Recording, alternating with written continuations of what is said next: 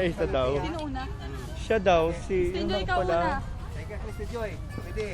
Isa-isa. Oh, isa-isa sila. Yung nakadilaw muna. Oh, O sige, action. Ang batang pulong. Palimos po, maawa na po kayo sa akin. 3 araw na ako hindi kumakain.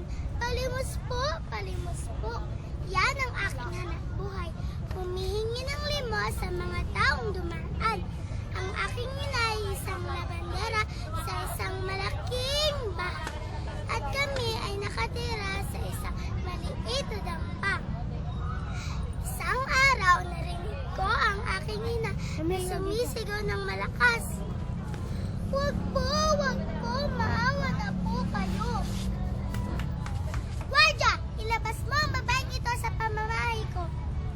Maawa na po kayo, senyora. Maawa na po kayo. Hindi po ang nanay ko ang kumuha ng nawawalan ninyong pera. Ngunit pinakawalan ng senyora ang kanyang mga aso. Aw! Aw! Aw! Kaya dinala ko ang aking ina sa aming munting lupa. Diyan ka muna, inay, ha?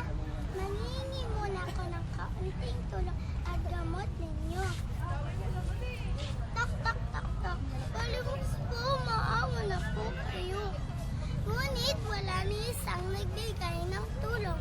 Pag-uwi ko sa aming bahay, Inay, asa na po kayo? Inay, sing na po.